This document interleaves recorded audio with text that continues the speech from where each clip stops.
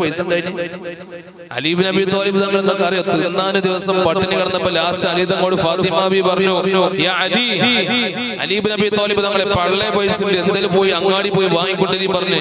പൊന്നാര ഫാത്തിമ റളിയല്ലാഹു അൻഹ കയ്യിലൊന്നുമില്ല ഫാത്തിമ.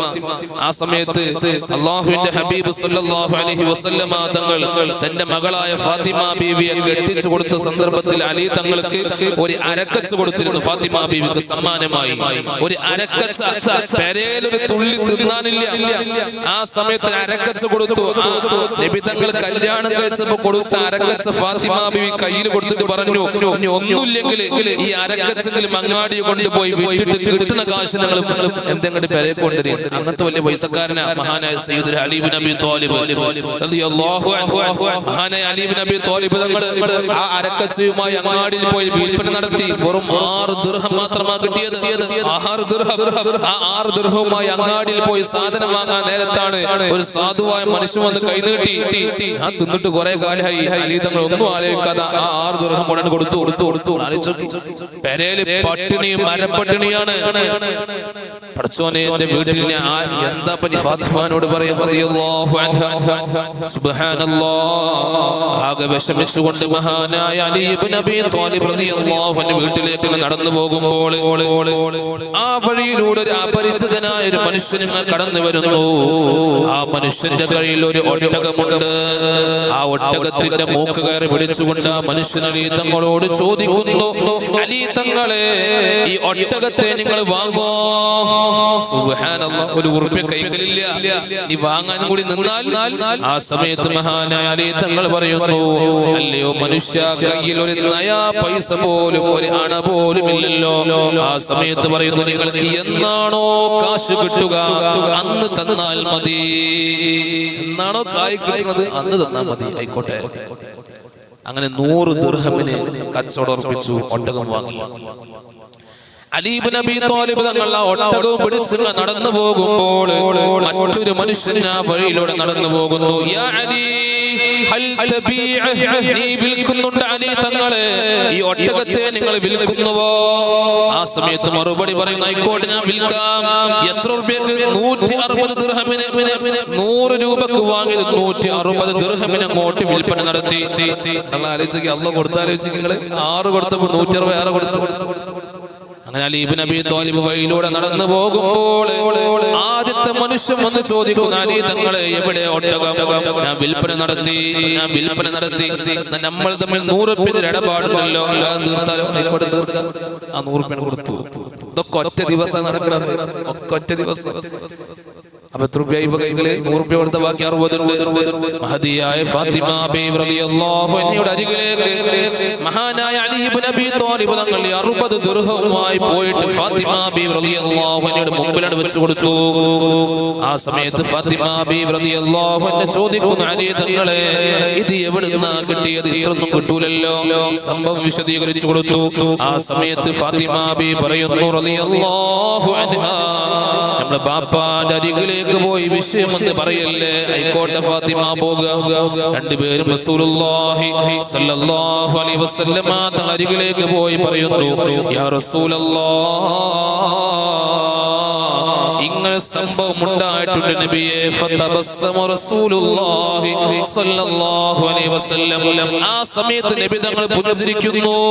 എന്നിട്ട് അലി തങ്ങളോട് പറയുന്നു, അലി തങ്ങളെ, നിങ്ങൾക്ക് ആദ്യമായി 100 രൂപക്ക് ആ ഒട്ടകത്തെ വിറ്റ മനുഷ്യനാരെന്നറിയോ? ഹുവ സയ്യിദുനാ ജിബ്രീൽ അലൈഹിസ്സലാം. 160 രൂപക്ക് നിങ്ങളെ പക്കൽ നിന്ന് വാങ്ങിയ മനുഷ്യനാരെന്നറിയോ? ഹുവ സയ്യിദുനാ മീകാഈൽ അലൈഹിസ്സലാം.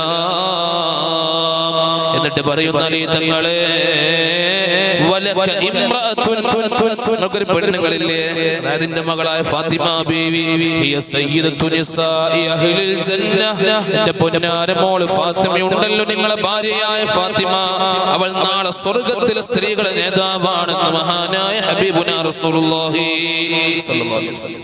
വലക വലദാനി, നിങ്ങൾക്ക് 2 ആൺകുട്ടികളില്ലയോ? ഹസൻ ഹുസൈൻ റളിയല്ലാഹു അൻഹുമാ, അന്നഹുമാ സയ്യിദാ ശബാബി അഹ്ലിൽ ജന്ന, അവർ സ്വർഗ്ഗത്തിലെ യുവാക്കളുടെ നേതാക്കന്മാരാണെന്ന് മഹാനായ ഹബീബുനാ റസൂലുള്ളാഹി സ്വല്ലല്ലാഹു അലൈഹി വസല്ലം. നിങ്ങൾക്കൊരു അമ്മോശാഖയില്ലേ, ഹുവ ഖാതിമുൽ അംബിയാഇ വസയ്യിദുൽ മുർസലീൻ. അമ്മോശാഖ എന്ന് പറഞ്ഞാൽ അംബിയാക്കൾ അവസാനത്തെ ദൂതൻ, അംബിയാക്കൾ അവസാനത്തെ കണ്ണിയും മുർസലീങ്ങളുടെ നേതാവുമാണ്.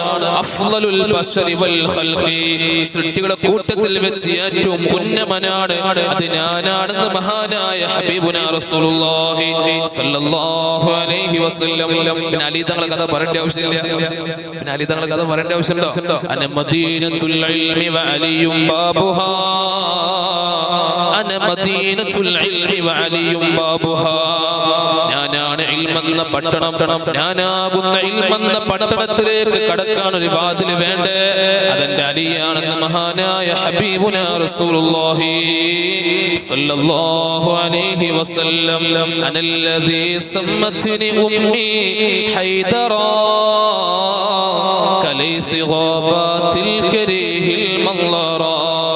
ഞാനെന്ന് പറഞ്ഞാൽ സമ്മത്തിന് ഉമ്മി, എന്റെ ഉമ്മ എന്നെ വിളിച്ചത് ഹൈദറ, പുലിക്കുട്ടി എന്നാണ് എന്റെ ഉമ്മ എനിക്ക് പേരിട്ടത്.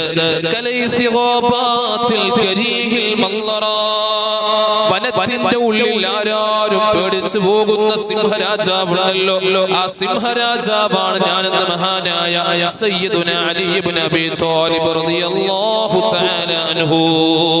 ثم رضى عن نبي بكر وعن عمر وعن علي وعن عثمان ذي الكرم. مولاي صل وسلم من أبدا على حبيبك خير الخلق كلهم. سعد سعيد زبير طلحة وأبي عبيدة وابن عوف عاشر الكرم. مولاي صل وسلم دائما أبدا على حبيبك خير الخلق كلهم. അല്ലാഹുവേ, മഹാന്മാരെ പറഞ്ഞ നാവുകളാണല്ലോ, പറയപ്പെട്ട മജ്ലിസാണല്ലോ. അല്ലാഹുവേ, ആ മഹാന്മാരെ കൂട്ടത്തിൽ സ്വർഗ്ഗലോകത്തിൽ അധിവസിക്കാൻ നീ തൗഫീഖ് നൽകണേ അല്ലാഹ്. അല്ലാഹുവേ, മഹാന്മാരെ ദറജനെ ഉയർത്തി കൊടുക്കണേ റഹ്മാനേ. അവർ